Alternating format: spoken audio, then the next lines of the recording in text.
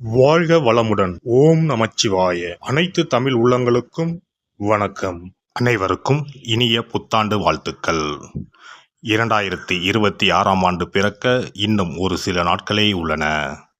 ஒரு வருடம் என்பது சாதாரண விஷயம் கிடையாது. 12 மாதங்களில் ஒருவரின் வாழ்க்கை மேலேயும் போகும், சரிந்து கீழேயும் போகும். 12 மாதங்களில் ஒருவரின் வாழ்க்கை தலைகீழாக கூட மாறும். அந்த வகையில் உங்கள் வாழ்க்கையில் என்ன மாதிரியான மாற்றங்கள் எல்லாம் நடக்கும், உங்களுக்கு எதில் ஏற்றம் ஏற்படும், எதில் சறுக்கல் ஏற்படும் என்று சற்று விரிவாக காண்போம். இந்த ஆண்டின் தொடக்கத்தில் கிரகநிலைகள் என எடுத்துக்கொண்டால், குடும்பஸ்தானத்தில் சந்திர பகவானும், சகோதரஸ்தானத்தில் குரு பகவானும், புத்திரஸ்தானத்தில் கேது பகவானும், பாக்கியஸ்தானத்தில் சூரியன், செவ்வாய், புதன், சுக்கிர பகவானும் உள்ளனர். லாபஸ்தானத்தில் ராகு பகவானும் சனி பகவானும் உள்ளனர். குரு பகவான் 5ஆம் பார்வையாக துலாம் ராசியையும், 7ஆம் பார்வையாக தனுசு ராசியையும், 9ஆம் பார்வையாக கும்ப ராசியையும் பார்வையிடுகிறார். சனி பகவான் 3ஆம் பார்வையாக மேச ராசியையும், 7ஆம் பார்வையாக சிம்ம ராசியையும், 10ஆம் பார்வையாக விருச்சிக ராசியையும் பார்வையிடுகிறார்.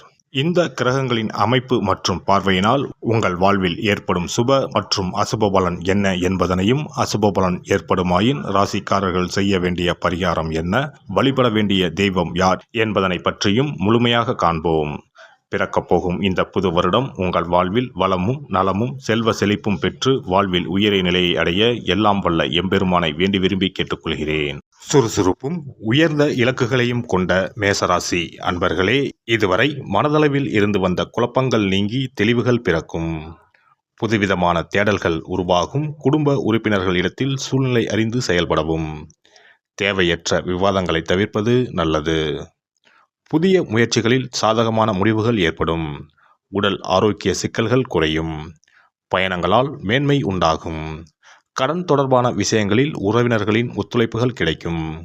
துணைவருடன் விருப்பமான இடங்களுக்கு சென்று வருவீர்கள். தந்தையிடம் சூழ்நிலை அறிந்து செயல்படுவது தேவையற்ற மனக்கசப்புகளை குறைக்கும். சேமிப்பு தொடர்பான விஷயங்களில் ஆலோசனை பெற்று முடிவெடுக்கவும். உத்தியோகத்தில் இருப்பவர்களுக்கு இந்த வருடம் லாபகரமான வாய்ப்புகள் அமையும். எதிர்பார்த்த இடமாற்றங்கள் கிடைக்கும். வரவுகளை மிச்சப்படுத்தி சேமிப்பை மேம்படுத்துவதற்கான சூழல்கள் உண்டாகும். காலம் தவறி உணவு உட்கொள்வதை குறைத்துக் கொள்வது தேவையற்ற விரயங்களை தவிர்க்கும். வியாபாரிகளை பொறுத்தவரை இந்த ஆண்டு வியாபாரத்தில் நல்ல முன்னேற்றமும் அதற்கு உண்டான வாய்ப்புகளும் கிடைக்கும். சிலர் புதிய கிளைகளை தொடங்குவதற்கான சூழல்கள் உருவாகும். எதிர்பாராத சில வரவுகளால் கையிருப்புகள் அதிகரிக்கும். வேலையாட்கள் விஷயத்தில் சூழ்நிலைக்கு ஏற்ப வளைந்து கொடுத்து செயல்படுவது நல்லது. கடன் சார்ந்த சில உதவிகளில் அலைச்சல்கள் உண்டாகும். வர்த்தகத்தில் முன்னேற்றம் ஏற்படும். பெண்களை பொறுத்தவரை இந்த ஆண்டு மனதிற்கு பிடித்த இடத்தில் வரன் அமைவதற்கான சூழல்கள் ஏற்படும். புதிய தொழில் தொடங்குவதில் இருந்து வந்த தாமதங்கள் மறையும். வேலை ஆட்களிடம் சூழ்நிலை அறிந்து செயல்படுவது நல்லது. உடல் ஆரோக்கிய பிரச்சனைகள் குறையும். குழந்தைகளிடத்தில் சூழ்நிலை அறிந்து நடந்து கொள்வது நன்மையை தரும். விலை உயர்ந்த பொருட்களில் சற்று கவனத்துடன் இருக்க வேண்டும். அரசியல்வாதிகளை பொறுத்தவரை எதிர்பார்த்த சாதகமான சூழல்கள் உருவாகும். வரவு விஷயங்களில் முன்னேற்றம் ஏற்படும். பிறமொழி மக்களின் ஒத்துழைப்பும் மறைமுகமான ஆதரவும் கிடைக்கப் பெறுவீர்கள். தொண்டர்களின் விருப்பங்களை அறிந்து சில முடிவுகளை எடுப்பதற்கான சூழல் அமையும். கலைத்துறையில் இருப்பவர்களுக்கு உழைப்புக்கு ஏற்ற முன்னேற்றமும் புதிய வாய்ப்புகளும் கிடைக்கும். இசைத்துறையில் சாதகமான சூழல் உருவாகும். வரவுகளில் இருந்த தடுமாற்றங்கள் ஓரளவு கட்டுப்பாட்டுக்குள் வரும். மாணவர்களை பொறுத்தவரை கல்வியில் இருந்து வந்த ஆர்வமின்மை குறையும். விளையாட்டு விஷயங்களில் முன்னேற்றமான சூழல் உருவாகும். சிறுதூர பயணங்களால் புதிய அனுபவங்களும் மாற்றங்களும் பிறக்கும். ஆராய்ச்சி கல்வியில் இருப்பவர்களுக்கு எதிர்பார்த்த முடிவுகள் கிடைக்கும்.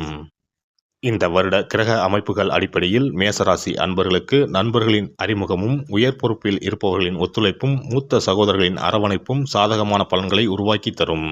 வெள்ளிக்கிழமை தோறும் மகாலட்சுமியை வழிபாடு செய்து வர சுபகாரியங்கள் கைகூடும். வரவுகளும் அதிகரிக்கும். சிறப்பு தொகுப்பு. புத்தாண்டு அன்று செல்வம் பெருக நாம் என்ன செய்ய வேண்டும் என்பதனை பற்றி காண்போம். புத்தாண்டு அன்று நாம் சில விஷயங்களை செய்வதன் மூலம் வீட்டில் செல்வ செழிப்பும் அதிர்ஷ்டமும் மகாலட்சுமி கடாட்சமும் உண்டாகும். ஆகையால் புத்தாண்டு அன்று அதிர்ஷ்டம் தரக்கூடிய வகையில் சில விஷயங்களை கட்டாயம் செய்ய வேண்டும். இன்னும் சில நாட்களில் 2026ஆம் ஆண்டு பிறக்கப் போகிறது.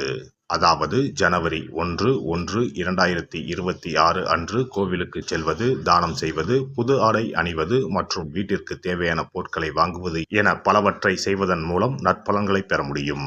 பொதுவாக பெரும்பாலான வீடுகளில் எதிர்மறையான எண்ணங்கள் எப்போதும் இருந்து கொண்டே இருக்கும். இதனால் வீட்டில் அதிர்ஷ்டம் என்பதே இருக்காது.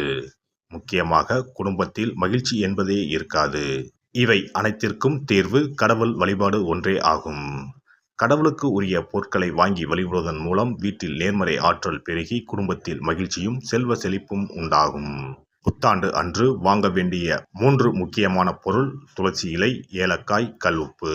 துளசி இலை, ஏலக்காய், கல்லுப்பு ஆகிய 3ம் மகாலட்சுமியின் அம்சம்.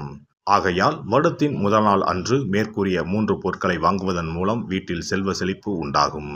துளசி இலையை வாங்கி வந்து பூஜை அறையில் பெருமாளுக்கும் ஆண்டாளுக்கும் வைத்து வழிபட வேண்டும். அடுத்து ஏலக்காய் வாங்கி வந்து பூஜை அறையில் விளக்கின் அருகில் வைத்து வழிபட வேண்டும். செல்வ செழிப்பு உண்டாக்குவதில் கல்லுப்பு முக்கியமான பொருளாகும்.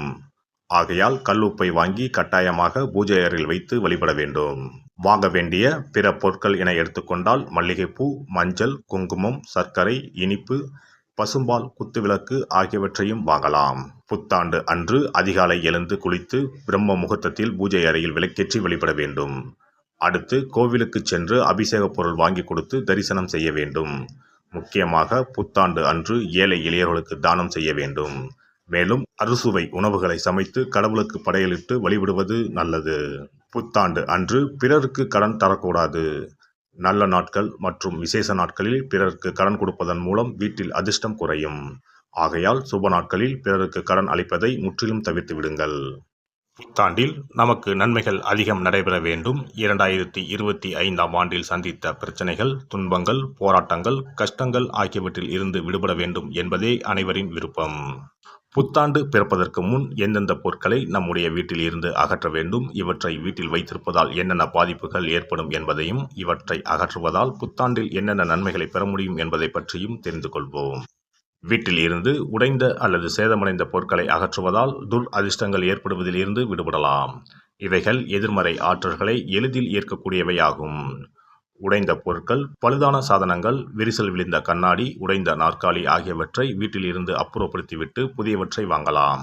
நல்ல நிலையில் இருக்கும் பொருட்களாக மாற்றுவதால் வளர்ச்சி, நேர்மறை ஆற்றல்கள் ஏற்படும். பழைய துணிகள், புத்தகங்கள், பாத்திரங்கள் ஆகியவற்றை வீட்டில் இருந்து வெளியேற்றி விடலாம். வேறு யாருக்காவது தானமாகவும் அல்லது மறுசுழற்சி முறையில் பயன்படுத்தக்கூடியதாகவும் மாற்றி அமைக்கலாம். இதனால் நேர்மறையான விஷயங்கள் எப்போதும் வீட்டில் நடந்து கொண்டே இருக்கும். தேங்கிய நீர், காய்ந்த பூக்கள் ஆகியவற்றை வீட்டில் இருந்து தூக்கி எறிவதால் எதிர்மறை ஆற்றல்கள் வீட்டில் பரவுவதை தடுக்கலாம். புதிதாக இருக்கும் மலர்கள், புதிய தண்ணீர் ஆகியவற்றால் வீட்டில் எப்போதும் புத்துணர்ச்சி நிறைந்திருக்கும், மகிழ்ச்சி மலரும். காலாவதியான உணவுப் பொருட்கள், மருந்துகள், அழகு சாதன பொருட்களை வீட்டில் வைத்திருப்பதால் வீட்டில் தேக்க நிலை, எதிர்மறையான சூழல் இருந்து கொண்டே இருக்கும். இதனால் வீட்டில் அடிக்கடி நோய்களும் வந்து கொண்டே இருக்கும். ஆரோக்கியமான சூழலை வீட்டில் உருவாக்கவும், புதிய வாய்ப்புகள், நல்ல விஷயங்கள் தேடி வருவதற்கும் காலாவதியான பொருட்களை அகற்றிவிட்டு சுத்தமான காற்று, ஆற்றல் வந்து செல்லும் வகையில் வீட்டை காற்றோட்டம் உள்ளதாக வைத்திருக்க வேண்டும். எல்லாம் வல்ல இறையருளால் நீங்களும் உங்கள் அன்பு குடும்பமும் உடல் நலம், நீளாயுள், நிறை செல்வம், உயர் புகழ், மெய்ஞானம் ஓங்கி வாழ்க வளமுடன்.